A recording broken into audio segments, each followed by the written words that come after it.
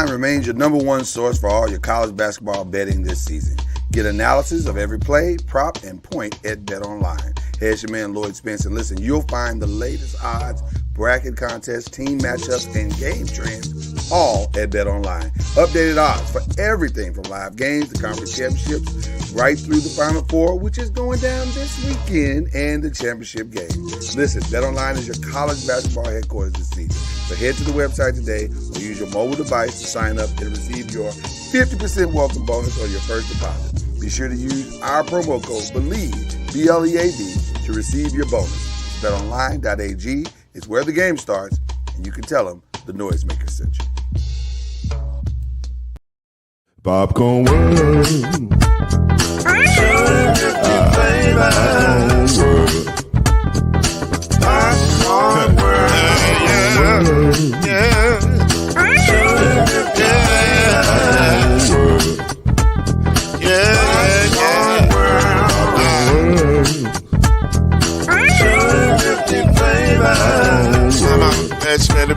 Popcorn World.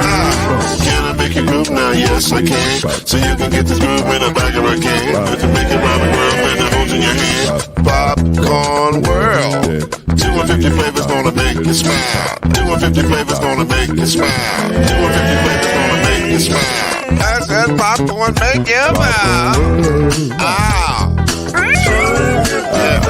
Popcorn World. Popcorn World. Popcorn World. It's a popcorn world. It's a popcorn world.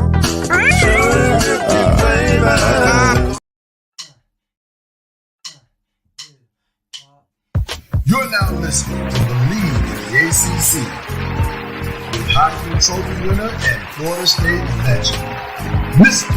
Charlie Ward, Wave 3 TV, and Fern Creek Hall of Famer Kendrick Haskins, and Mr. Talking Noise himself, and of course Mama Noise's man, Lloyd Spence. And now, it's time for BLEAV in the ACC.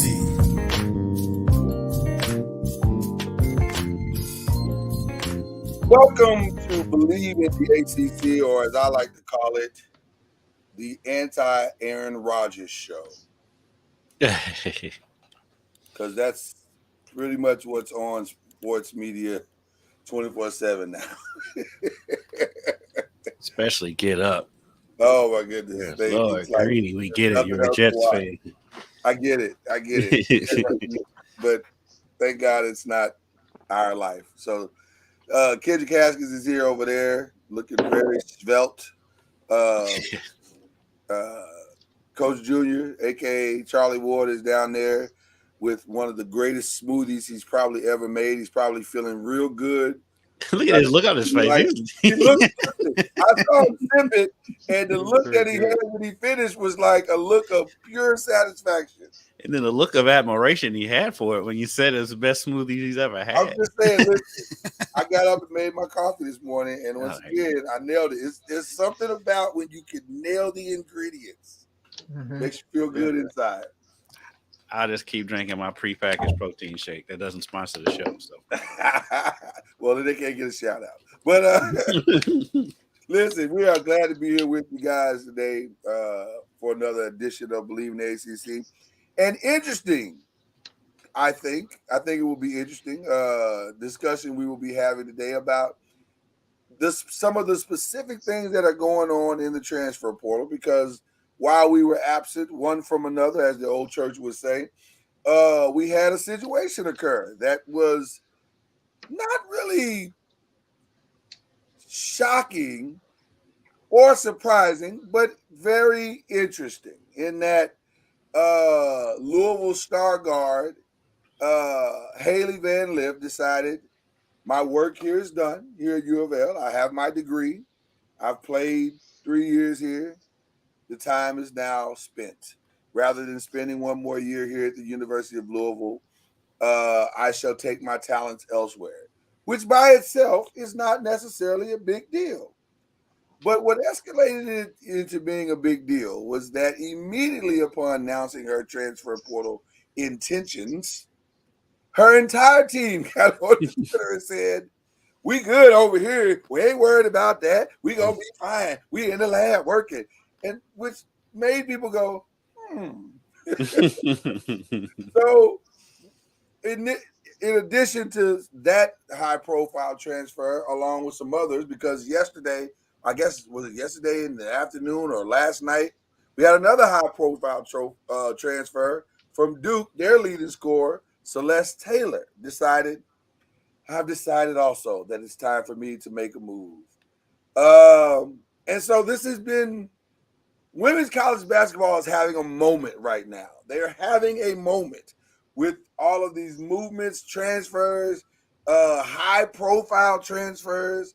And so we wanted to bring the transfer portal realities here to Believe in the ACC today, and just kind of lay it out for everybody and say, what is going on? So we just happen to have a guy that's right there in the midst of it, the great Kendrick Haskins. So, Kendrick, what is going on? Well, the Haley Van Lith situation, I mean, you kind of got the feeling that you could tell she was kind of homesick when we was talking to her when we was out in Seattle. Okay. And so it still was kind of a surprise. And then I said there was you could tell that the team wasn't all together clicking throughout the season. Right. I don't want to necessarily say it was all her, but you could just tell that something just wasn't right all season long. Yeah. They was able to pull it together at the end of the season.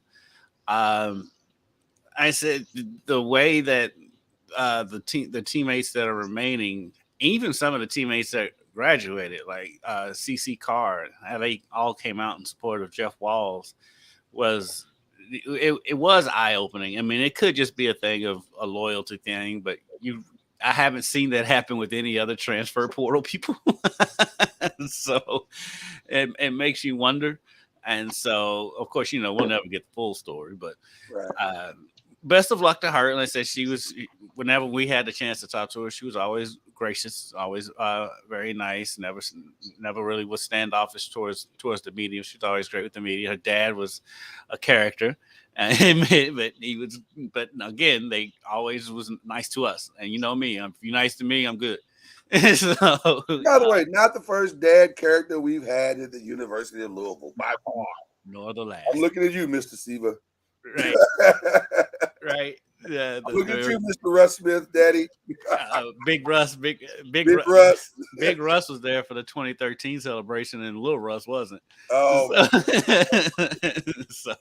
But listen, it happens. It happens. It happens, especially in today's climate, and it's suspected that she's going back out west. This is as much as I can say right now, but it's suspected that she's going back west, closer to home.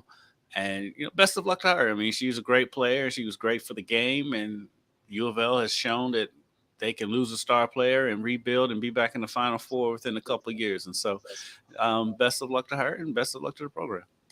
Charlie, I want to talk about something that I know you, as a coach and as a player, have dealt with tremendously, and are still dealing with. How important, on any level, is team chemistry? How important is it? Do people have to like each other to play at a high level, or is that not that big of a deal as long as we're all on the same page? What's your preference as a coach and as a player? Team chemistry is huge. I mean, whether you like each other or not, the pieces have to fit as far as the mindset of understanding your team. Your teammates, I should say. And I was with Alan speaking, and one of the things he talked about. Alan? Alan. I'm not familiar with Alan. Who's Alan? Who's Alan B? Alan Houston. Oh, that's good buddy, Alan Houston. Yeah, y'all know who Alan Houston is. At least he said Alan this time. Right. I am familiar with Alan Houston, yes. And that was a Charlie Ward Humble Flex.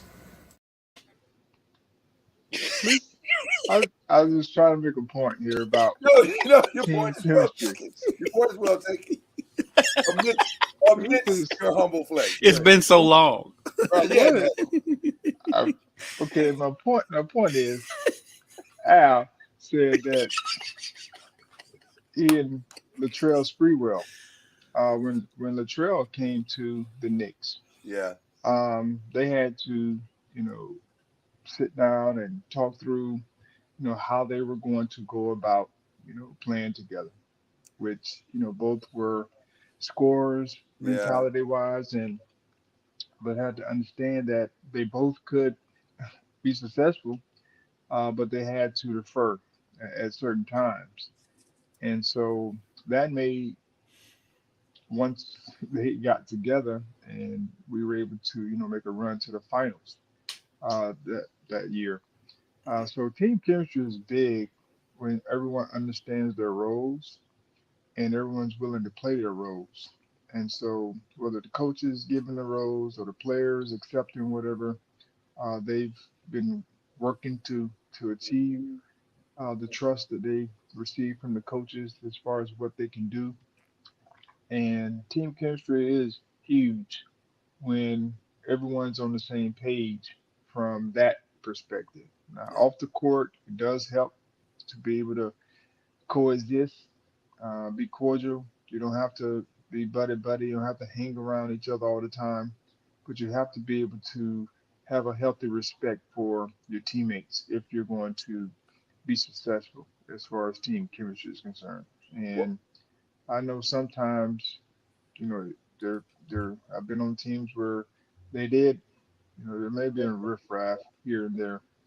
Uh, but if you want to win at a high level, you have to be on the same page, even if you do have riffraffs throughout, the season or whatever it may be. You have to sit down and talk to one another. First of all, Latrell Sprewell and Allen Houston being talked about in the same sentence as coexisting is the most polar opposite statement I think I've heard on this show. those, those two guys are nothing alike. But if you think about it, though, it's amazing because these are two guys who essentially played the same positions. Yeah, oh yeah, absolutely, absolutely. And both prolific scorers. Both great scorers. Yeah. Yeah. But I think that's a great example, Charlie, of how two people from two different worlds essentially can come together and coexist with a good conversation.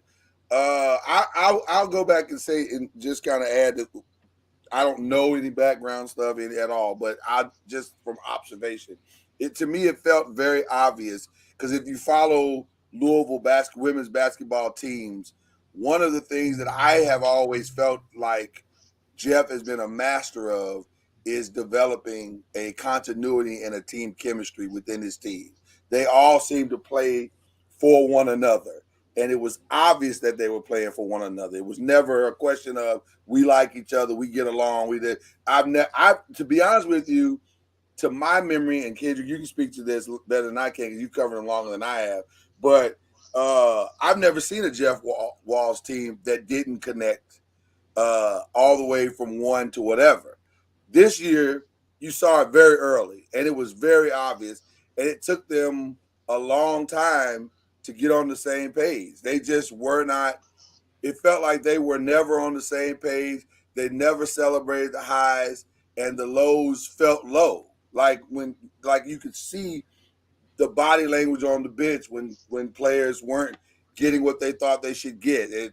Or passes weren't made that should have been made, or plays weren't. You could see it, and that's what to me made their run to the Elite Eight so shocking because you didn't know if it would come together. It didn't feel like it would come together, but in true Jeff Walls fashion, it did. They got past it for some reason, and I think if I'm being honest, and Charlie, you'll like this. I think Mikasa played a massive part in that. Because her ability to just kind of stand in the middle and she has a peacemaker like spirit about her, and so we don't know. I don't know her like that, but my perception of her is that she can stand in the midst of chaos and bring peace, and it felt like her playing point guard did that. for this team. Yeah, and the funny thing is when I was talking to Mikasa last week, I asked her about Jeff as a coach, just X's and O's, and one of the first things she said was like Haley loved Jeff's coaching style and like the way he could draw up plays and stuff. And Haley said the same thing when we saw her in Seattle. Right.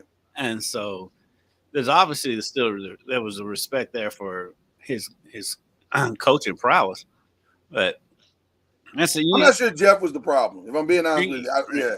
Right, but we'll never know. Speculate all day. Yeah. Right, we can speculate forever. But like I said, they did pull it together at the end of the season. When the craziest thing I ever seen was after their Sweet 16 game, when they had the 20-minute cool down for the other team, instead of just chilling in the locker room, they all come running out of the locker room and running up and hugging their families in the stands. I've never seen that before.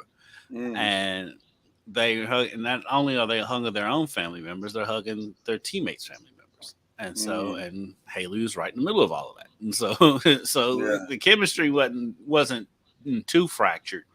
But at the same time, decisions had probably already been made at that point, I would imagine, because maybe, yeah. Because she came out and said she was transferring 2 weeks after. Right. Decisions had probably already been made. Everybody was probably at peace with it at that point. But you going along to get it along at that point too, so you can continue your season. Yeah. And so, it is what it is. So the just to kind of wrap, I guess not wrap, but all this up. That was good. We're moving on. In a bow. Wrap all this up in kind of a bow. Yeah. We've seen it started to happen in the men's game, or football, basketball. It's been happening for quite some time. I'm starting to understand, like in the minor sports, like softball. I'm sure it happens in lacrosse and all the other spots as well that we don't really follow. But none of it, you can make no sense of some of it, because you've had every type of player transfer. Yeah. Since the transfer portal has come a thing. And I mean, you got the lead tackler for one school that's a Power 5 school going to another Power 5 school. Yeah. And so, like, that makes no sense. Like, starting quarterbacks are leaving to be a starting quarterback somewhere else. Yeah. Same. I mean, you got top recruits leaving schools before they even set foot on campus. Right. So this whole transfer portal thing doesn't make sense from the standpoint that it has everyone's had their hand in it. You know, it started out as, you can, for those that were disgruntled or wanted a new opportunity in the mindset, of people that who were normally leaving before, when there was, consequences. The ones that were leaving were the ones who were disgruntled, in the sense that they weren't playing enough, or they were whatever, they didn't like the coach, or the coach left, or whatever it may be. But in this day and age, I mean, it has trickled over to everybody at any time, regardless of where you are, want to move. And this is no different. Well, listen, to your point, Charlie, how about freshman Lauren Betts, who was the number one recruit at Stanford last year? Just a freshman. She's a freshman. So I can't imagine she thought, because she's 6'7". I get it. She's a talented girl. But you're a freshman coming into a championship type team. Stanford is only 2 years removed from winning the national championship. And so I can't imagine she thought she was going to walk in off her high school team and be a superstar in her first year at Stanford, but apparently she did, and she didn't get the time she wanted. She's transferring. You're like, I don't understand. Like, what? Sitting on the bench 1 year frustrated you that much where you had to that you got to transfer out? So she's in the transfer portal. But Go ahead. it's an option. I mean, it's where it's an easy option to be able to just jump ship whenever, and when it is easy, and there are no consequences. I call it consequences. Like where you have to sit out or whatever the case may be. It makes it even easier to just say, hey, I don't want to be here anymore, and so I'm just going to leave. Is this also the, I don't say fallout, I don't have a better word than fallout, but is this also part of the AAU culture? Because this Hmm. transfer portal feels very AAU-ish, It right? is It is very 100 AAU-ish, yeah. Yeah. travel ball. So It is. it's amazing that we've brought that culture into college sports, and we're okay. We're all okay with it because we're like, well, if you don't like it, just go, return the shoes and go, go buy you some shoes somewhere else. It's just that simple. But there No, are some interesting names in the portal,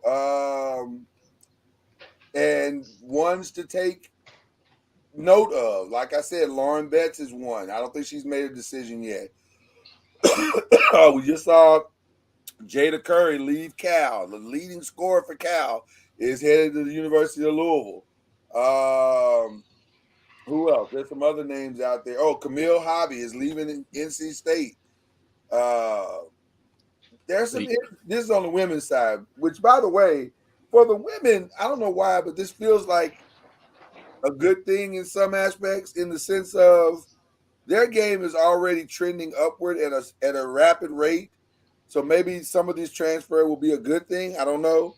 But it's interesting. The Celeste Taylor thing, I'll be honest with you, that to me is more shocking than the Haley Van Lip thing. Because Celeste Taylor seemed to have it going at Duke. Like she finally had figured it out.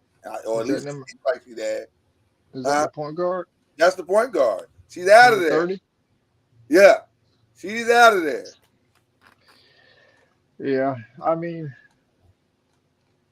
I I don't know her. Right. I'm just on the outside looking in, Yeah. like all of us. Um, I don't know if Duke's style kind of meets her game. And maybe that's why she did it. Um, I mean, they're scoring like 40 some points a game, or whatever it is. It's real low every game, Yeah. and she seems more of an up tempo type of player. Yeah. I mean, And Charlie so talked about it all season how they couldn't score. And he's right. He was correct. so I don't. So I can understand that one. Yeah. If I don't, like I said, I'm just outside looking in from Sure. the game, from the way she plays and the way they play. Um, didn't seem like she was a good fit for their style, and I don't know what that style is in the sense of what they're talking about. 'Cause they could be talking about you know playing more up tempo, but they just don't have the actual players to get that done. And so you can talk about different styles, but you also have to have the players to make it work. Yeah. Well, equally as interesting on the men's side is specifically in the ACC, what people are talking about is the Joe Clark like cleaning of the house that Kenny Payne has done at the University of Louisville.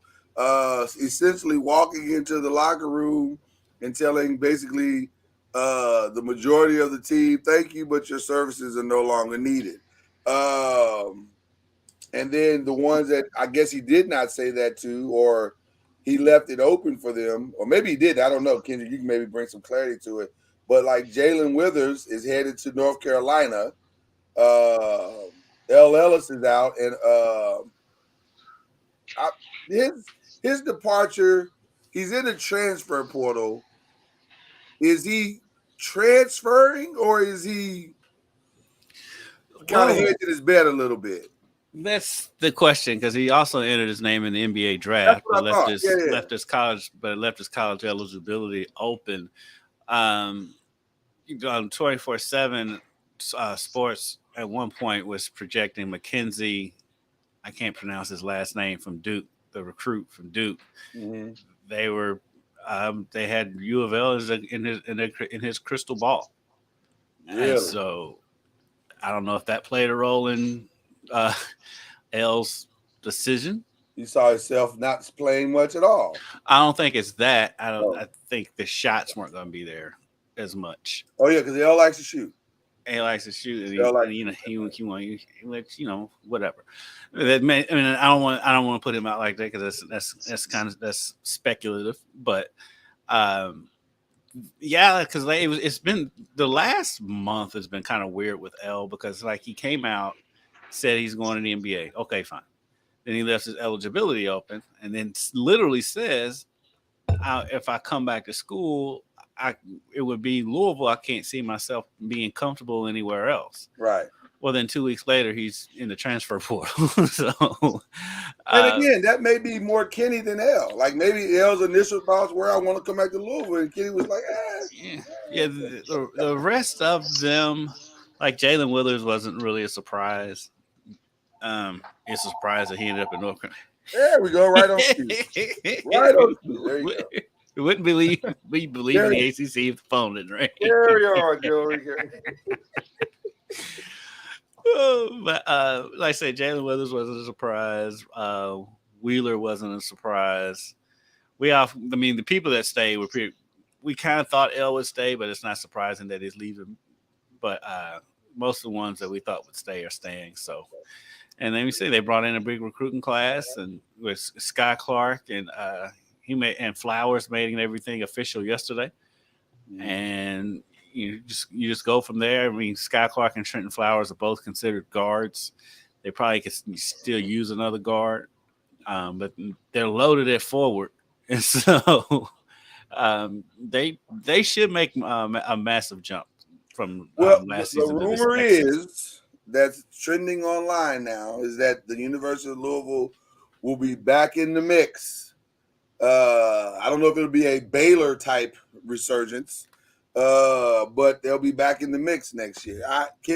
Charlie, I'll ask you, do you have an issue with Kenny doing this? Because we don't 100% know that he did that.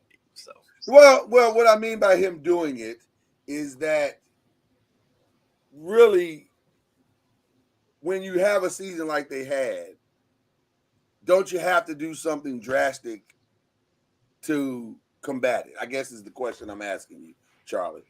Well, man, I mean, we've seen it. I've seen it firsthand here at Florida State. Mm-hmm. Coach Norville. That's one of the reasons why I was asking, because you watched it, yeah. How he,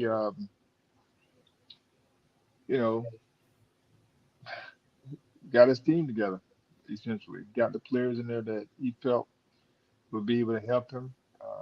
They called it the right fit.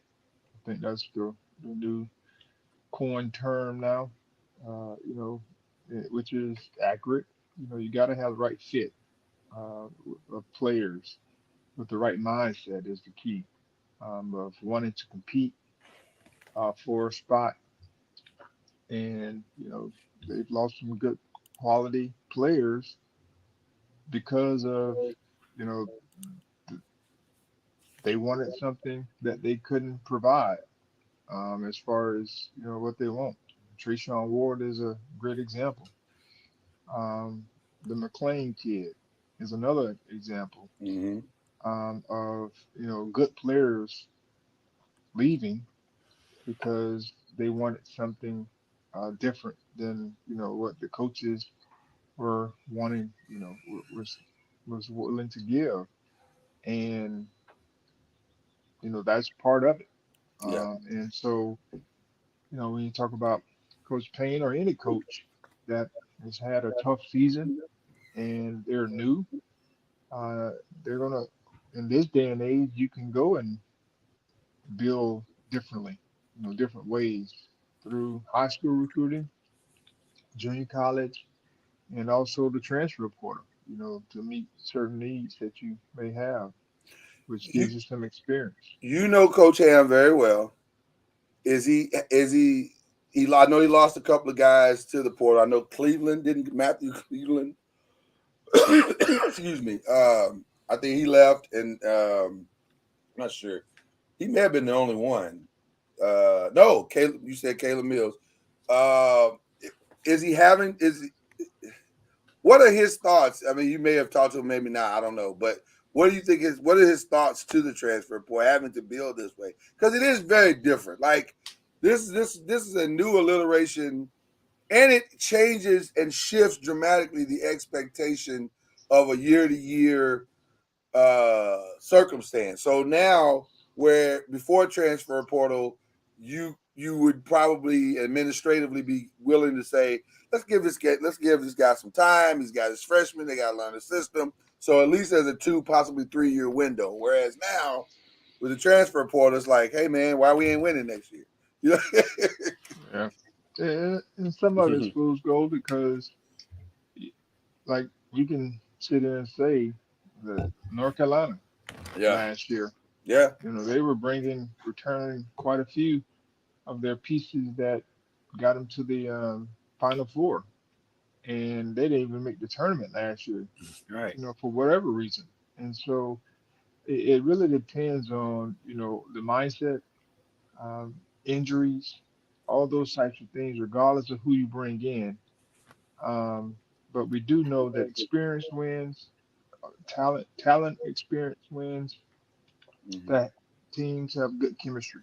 Um, and and so I know Coach Ham. I had talked to him about the team, but I didn't know that those two guys left. I'm not sure where they're going. Yeah. I mean, Caleb Mills came from Houston. I mean, Houston's been, doing well. He's actually headed to Memphis. He's actually headed to Memphis. If you were curious. Who is that? Caleb. Yeah. So. Yeah. So it's just interesting to see, how they go about their business, because I do believe, in my opinion, they're going to have to make some adjustments to their system. Yeah. And because in our day and age, you can't run one system and that be it. There has to be a change in the system, and trying to figure out how they can get players that can fit what they're trying to do, but also they got to tweak a little bit here and there to get the best out of their guys. And so it'll be interesting to see how they go about building their new team. The transfer portal does help when it comes to not just having to depend on young guys, right? But you also need some veteran guys that can get the job done. Now they do have a couple of players that's coming in that's pretty good. I think this Bo Bowen kid that's coming in. I think he's coming in. He's committed. Is not bad, but he's still young, and so you don't know what you're going to get. But I'll be interested to see how they go about the business. I know they're going to hit the transfer portal, and they also have some high school recruits, but that seems to be the norm. I want to ask this final question before we move on to some other things. From a strategy and planning perspective, Charlie and Kendrick, are we going to start to see college basketball, both men and women's, in the early part of the season? And I hate to use this term, but I can't think of a better term right now. Are we going to start to see coaches kind of dumb it down a little bit at the start of the season because of the nature and the unique mix that you're bringing in now? Because it is a mix of, like you said, Charlie, it's freshmen and some that have experience and some that are veteran. And everybody, you can't theoretically and honestly think everybody's going to get on the same page that fast. So you kind of have to maybe simplify what you do a little bit in the beginning and then just gradually maybe, feed everybody as the season goes along. Or will you see some coaches stick to their guns, like learn the system and we'll just take our lumps? Well, don't most teams kind of like roll it out slowly at the beginning of the season anyway? And so I that probably really won't be any different because a lot of times, especially with freshmen, a lot of times they don't get to campus till June. Sometimes when I watch teams like Michigan State and stuff like that, you like, man, how are they this in sync this fast? and I don't know.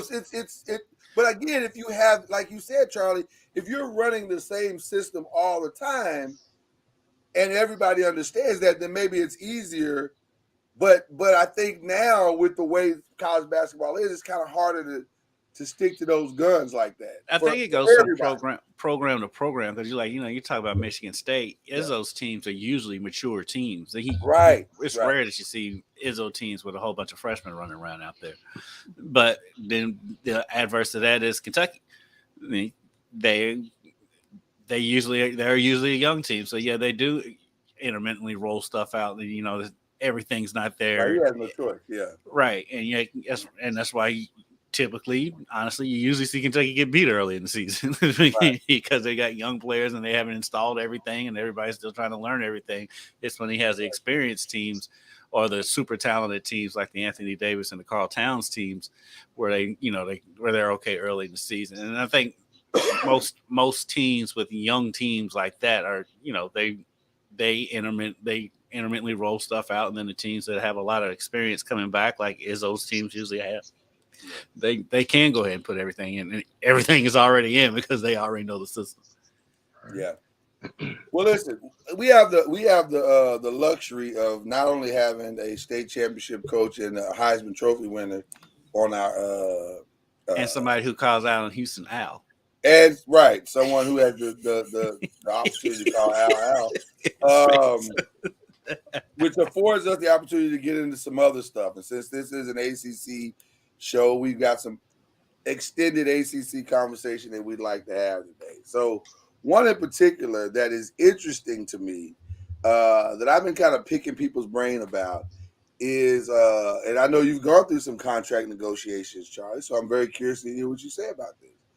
Our guy, Lamar Jackson, is in a very bizarre place. This is, to me, one of the more bizarre negotiations that I've seen because his team doesn't want to pay him what he wants to be paid, but they do want to keep him, and they're showing him by bringing in guys who he's always wanted to be with, i.e. the new signing of Odell Beckham Jr. to a nice hefty 1-year deal. Well, if you're Lamar, what's holding this up? Is it the ego of wanting to make a similar amount to what Deshaun is making per year? Or is it something else that we're not seeing? Like, because I don't understand what's holding this deal up. I really don't. If I'm being honest, I don't understand what's holding this deal up. I tell you, it's $50 million in difference. but $50 million where? Because here's the reason why I'm pushing back on that just a little bit, Kendrick, is that to me, and Charlie, you tell me what you think as well. If you need to know that you're the highest paid quarterback in the league, then therein lies our problem. Because why do you need that? Like, why do you really need that? Why is that so important? But if you need your money guaranteed, I got you. Because I think that's where the Ravens may be. Like, they're saying, bro, how about we give you 7 years? You can take your $250. We'll guarantee the whole $250 at 7 years, and we're good. You got all your money. They haven't guaranteed that, though. That's the difference. The difference is $50 million in the guaranteed money. But see, it depends on what he wants per year, like you just said. If he said I gotta have it at 50 a year, Well, why? Why do you need it at 50 a year? That's he wants it guaranteed. He wants it fully guaranteed. That's what the difference is. I think they're right on the price. It's just how much he wants guaranteed and how much they're willing to guarantee. But if I'm the Ravens, fixing the guarantee to me is easy. It's no different than what Kansas City did. Therein lies the issue. They won't do it. Well, I don't know. Charlie, make sense of this. You've been through these negotiations. Make sense of it for him. I mean, I don't know. I don't know the ins and outs, so it's hard for me to speculate. I don't have any insight on it, and just pure guessing. And so I don't. Well, this is an educated guess. This is a guy who's played in the league some years. I think you're qualified. because it's to each his own in a lot of ways. Because it was, I know for me, when my first deal came up after my rookie deal, there was talk, but I wanted to stay in New York just because I just got an opportunity to be in the lineup, in the rotation, and I wanted to stay. And so it wasn't a big to do for me. I was not searching. Of course, I'm simple, as simple as can get. So it was not like I was going to sit out if I didn't get, there was no certain number. There was I guess the number was out there. There was only so much you could get at that time, or you slot it for a certain amount based upon your value. And so that's kind of what it was. And so if you look at it from that perspective, he feels like he should get a certain amount, and the team feels like they don't want to give him that certain amount, and I don't know why. And he's doing what most people do, I guess, in a sense, where they're not going to participate. They're going to hold out for what they feel contractually they deserve. And so I don't know who's at fault, but when it's all said and done, if it doesn't get done, everybody's at fault. Because, in a marriage, people are like, well, it was her fault, it was his fault, or whoever it may be. They want to point fingers, but it's both people at fault when there's a split, because some ego gets in the way, pride gets in the way, and you can't make a decision based upon, or you can't come together because of pride, one way or the other. Yeah.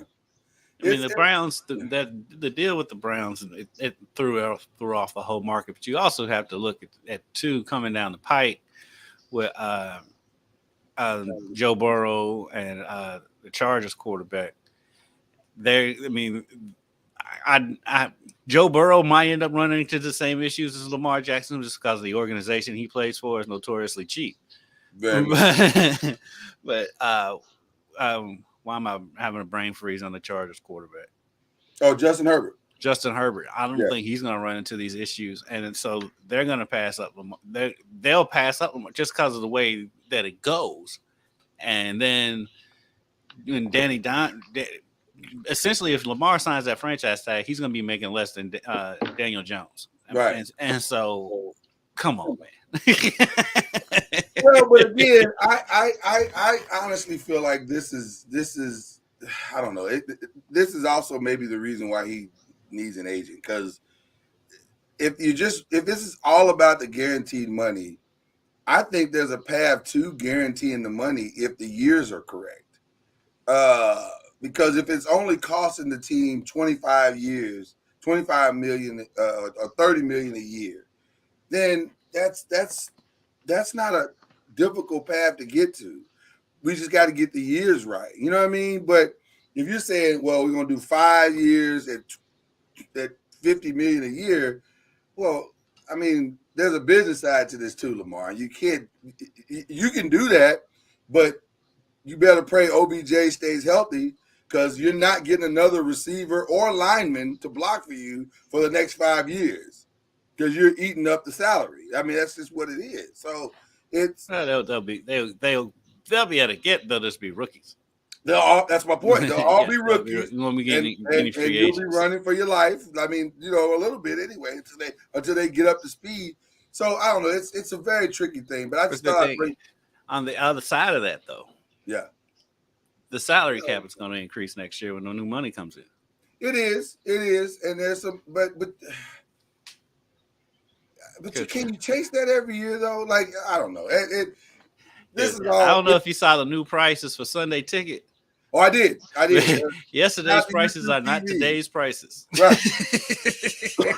Shout out to YouTube TV who said, we own this now. And it's not cheap. That is very much not cheap.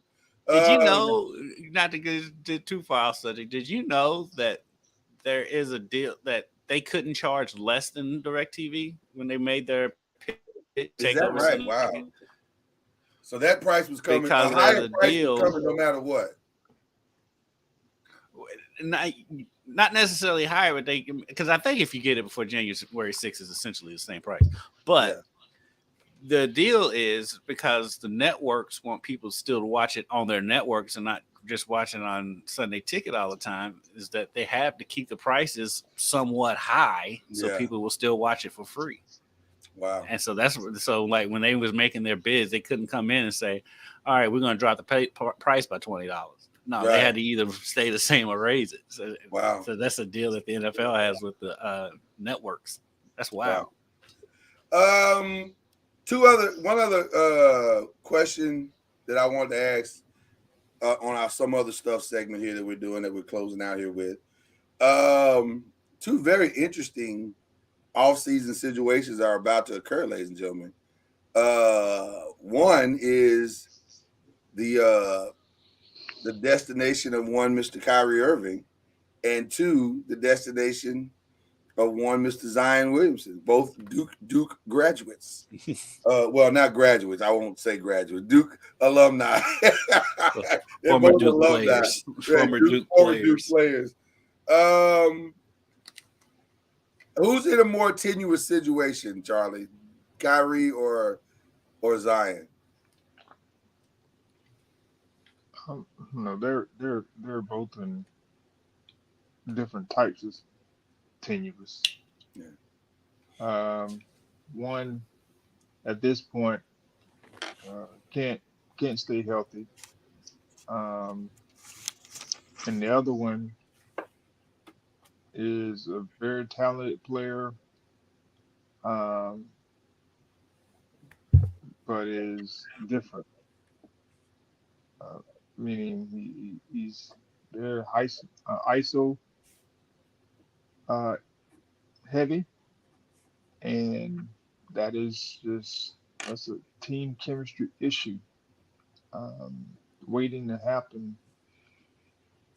And everywhere he's gone since LeBron left, he left LeBron because he wanted to be who he is today, as opposed to staying with LeBron and being a champion and helping to, the cause. He wanted to go and try to be his own person. And, he's had issues since. I mean, he went to Boston, I think it was. Yep. And then he ended up with the Nets because he couldn't get along with whoever it was at Boston. Mm-hmm. And then at the Nets, he got in all the issues with, off the court, on the court, stuff. And now he's in Dallas. And so, I just think it's to a point where, if you bring him on, you know what you get. There's no hiding that deal. Yeah. And so it's just unfortunate because I think he's a very talented player, very smart guy. Yeah. In a lot of ways, but he has this stigma now that you don't want to touch him because seems to be a chemistry issue, which I don't know if that's the case, but that's what people think. Right. And just his style of play, I know if I was on this team, it would be hard. Um, Mm. just because he's ball dominant, and he will play, he will pass, but he's a high volume type of player. Um, Meaning, if they double team him, he'll pass. But otherwise, if I got a one-on-one matchup, um, I'm going for what I I'm know. taking that, And right? I'm taking yeah, that. I and want to throw then it. No, I'm just going to go throw a ahead. number out at you guys real quick. And the number is a fraction, 114 out of 317. That is the amount of games that Zion has played in his 4-year tenure as a New Orleans Pelican. 114 games in 4 seasons, which is shocking, by the way. That is a shocking stat. Well, we know the Yet issue. we still get highlight videos of two two-footed under the leg dunks before the game.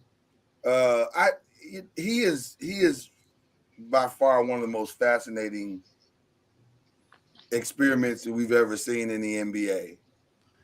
Yeah, he doesn't do himself any favors when he's out there doing that stuff right out there. Because I mean, I'm going to go out on a limb and say New Orleans has a practice gym where cameras Probably, and cell phone probably. video are not allowed. Right. He doesn't do himself any favors when he's in the arena before the game doing that stuff. You know, But I mean, that's normal. Uh, what I mean by normal is he's doing some probably after the workouts. Just doing some of that stuff after he does it. I don't know if they have a practice gym at that arena. I don't I think know they they have do a. because that's an I older think they have a. arena. I think they have. I know they have off-site um, practice gym. But this is my take on Zion. Um, we've seen young players come in and some get it right after early injuries, a Mm-hmm. la Steph Curry. Mm-hmm. He had the ankle issues uh, early on, and people Mm-hmm. were thinking he would be the same way because he missed a lot of games Right. and what have you. But what did Steph do? He matured, started taking care of his body, started training, doing all necessary things to make sure that these injuries had the surgeries and what have you to make corrections. But he started taking care of his body. Yeah. That is where Zion is going to have to make a shift. He is too heavy. People say Yes. his body type and all of that. I've Oh, Oh, that was. there you go. There you go. There you go. I'm sorry. No problem. I've seen guys who's made drastic changes in their body by making a shift in their eating habits, their workout. So he's going to have to mature in that area before he's able to be the type of player that he wants to be, or any team want him to be. And so I think that's where he is right now. He's still 3 years in, and 4. This is sometimes it's well. I mean, that's well, he actually a only tricky question, Charlie, to say that he's 3 years in because I don't think he's played he's two like. full seasons of From, games yet. I was gonna say, from a play perspective, it's like a year and some change. Like, But the thing is, though, if you're the Pelicans, you are painted into a corner because if you give up on him and then he does figure it out, now what? You've given up on maybe a generational star after 4 years and he figured it out. So I can see why New Orleans is apprehensive on that. But how long do you wait? Like it's. I mean, Golden State waited on Steph, Philly waited on Embiid. I mean, But I'm gonna just say this. Charlie, you made a great point though. Because the part that I don't understand about Zion, if he was making little to no money, I'd be like, well, listen, man, he eating what he can eat because he's on a rookie contract and he's barely making, ends meet, but he's making really good money to the point where he could get a better diet. Because let's listen. The thing that nobody likes to talk about in any of these sports shows is the fact that his diet is not good. The guy is listed currently right now on ESPN at 284. 284 at 6'6".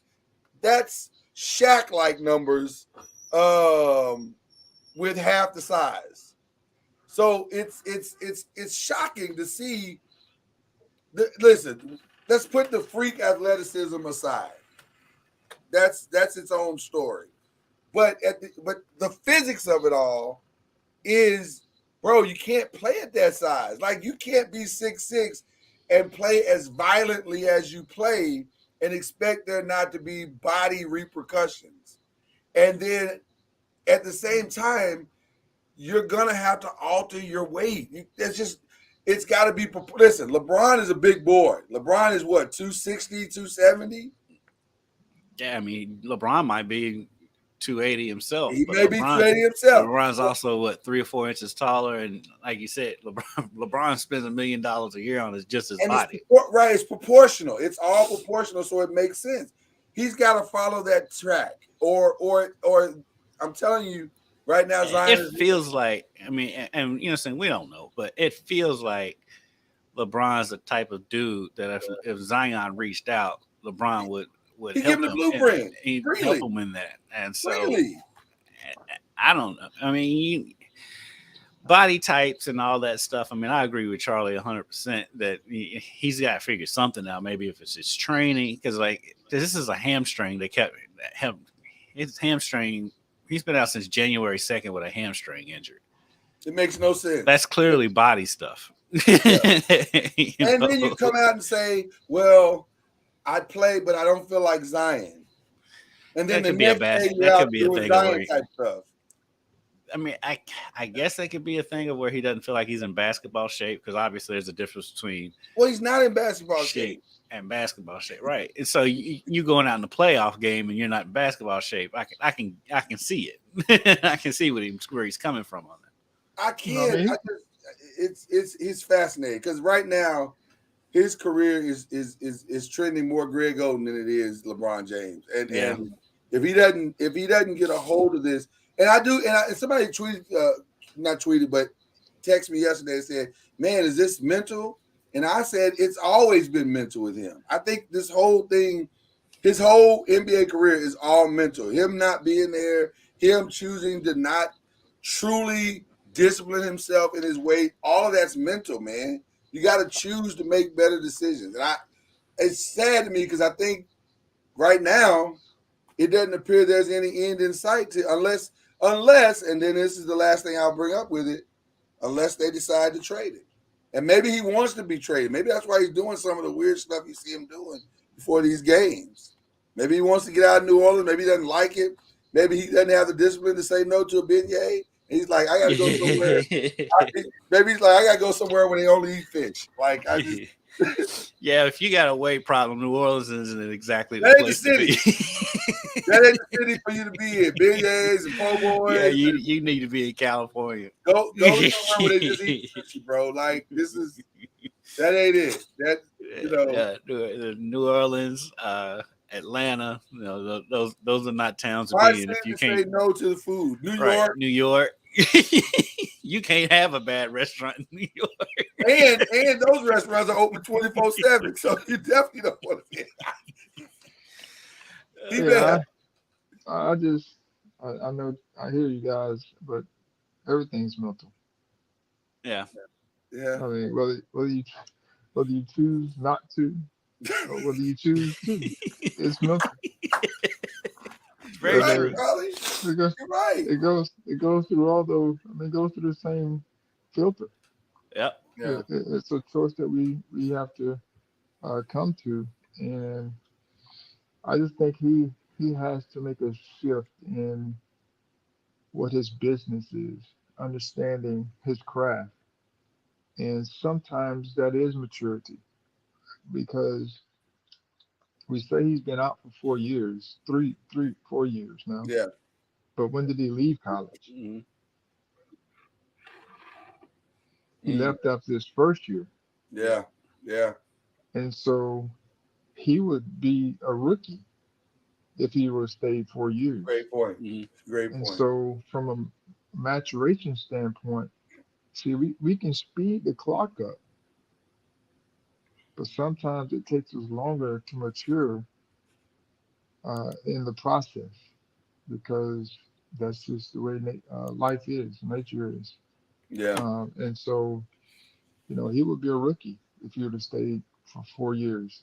Yeah. Or a second year player if he would have stayed for 3 years, whatever the case may be. Mm-hmm. And so we have to take that into account.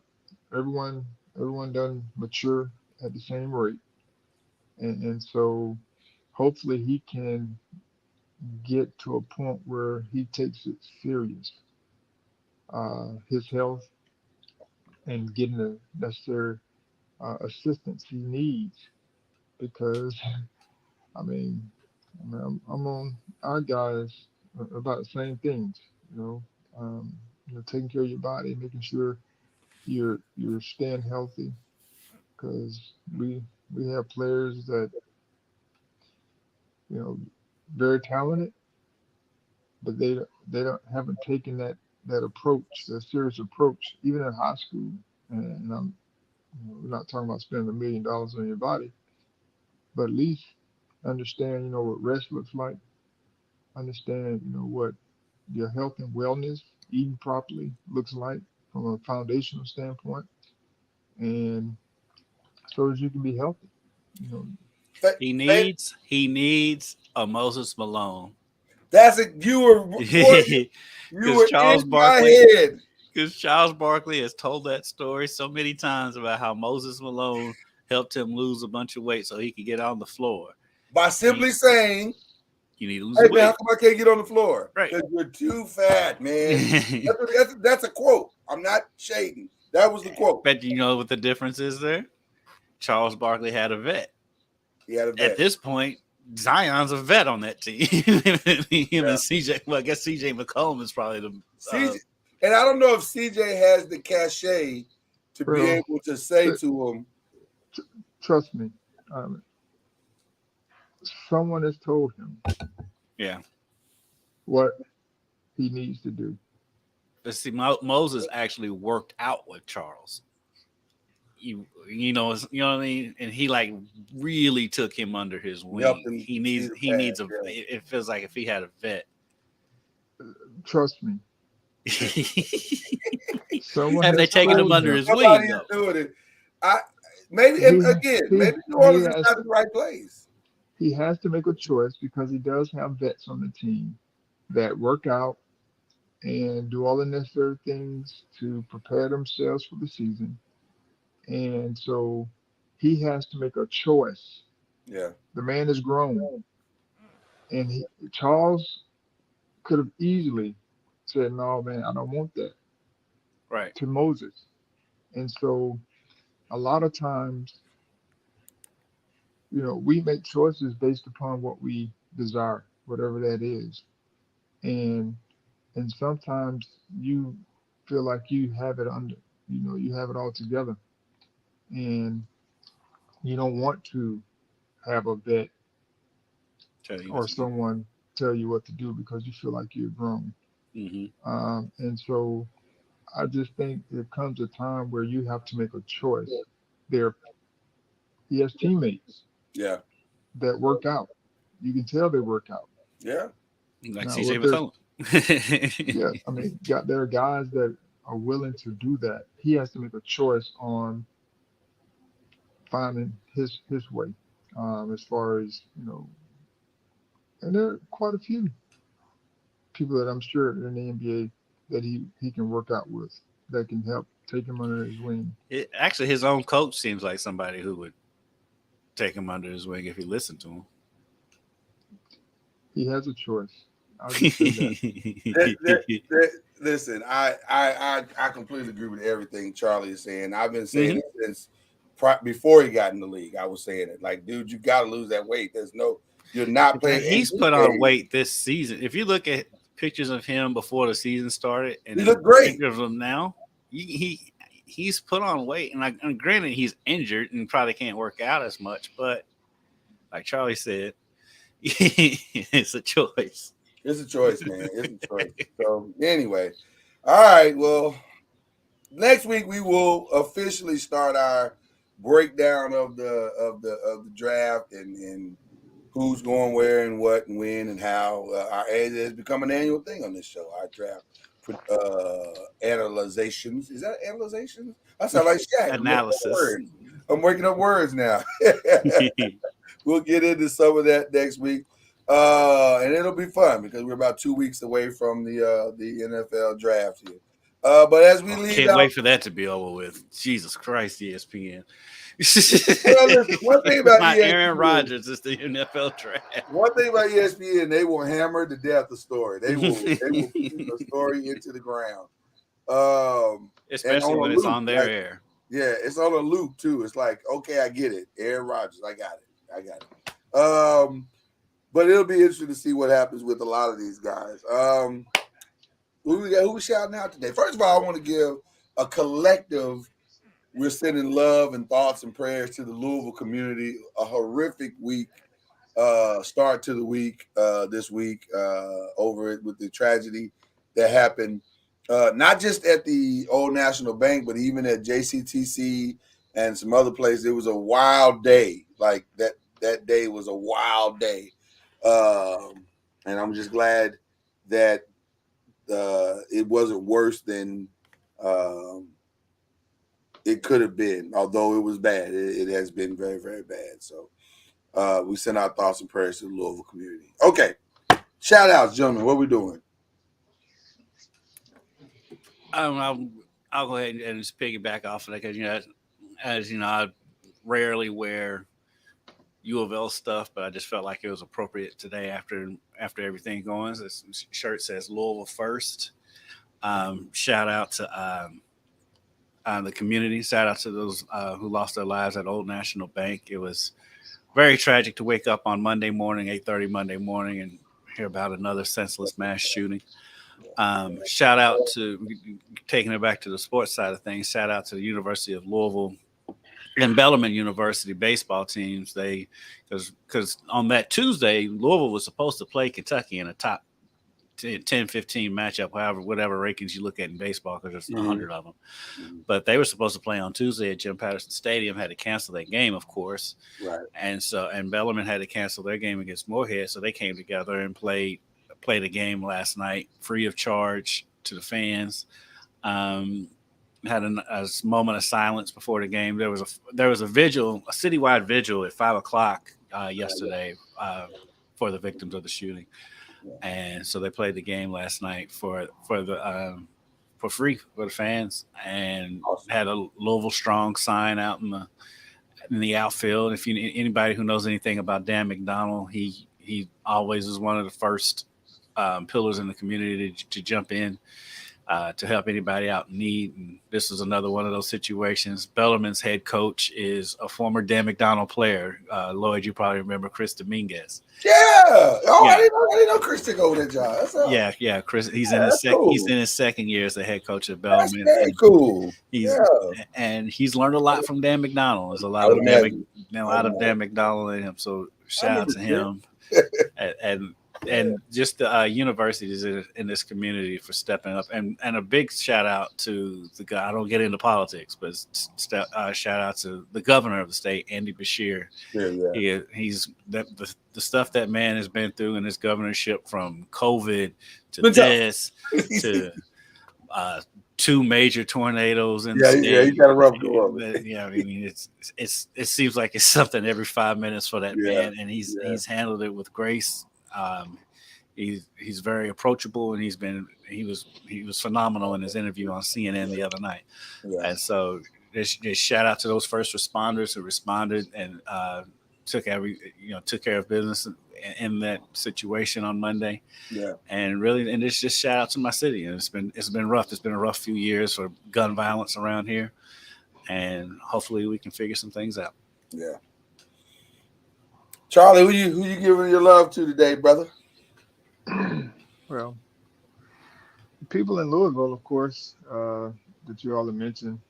It's always disheartening to see people, going through these types of situations, and just know it's always a rally.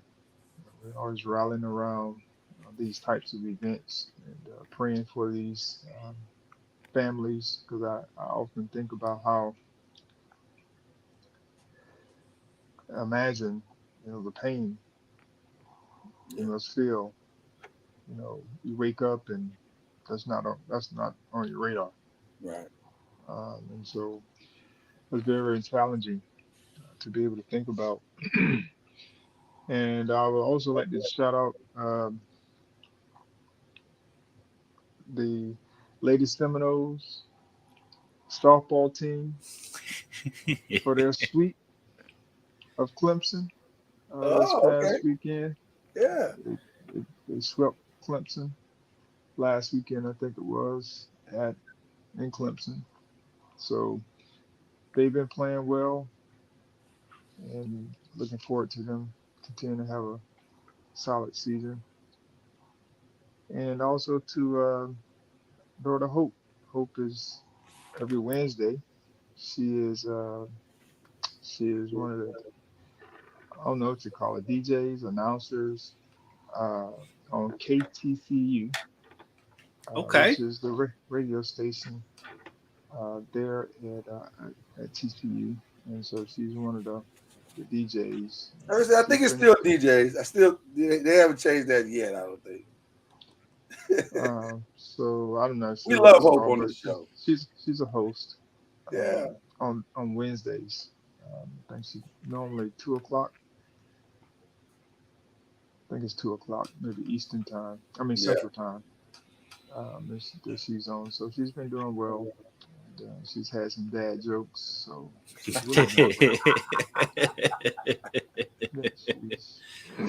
shared. That's cool. That's cool. We love Hope. Hope, we're big Hope fans. Of course, we love Hopi.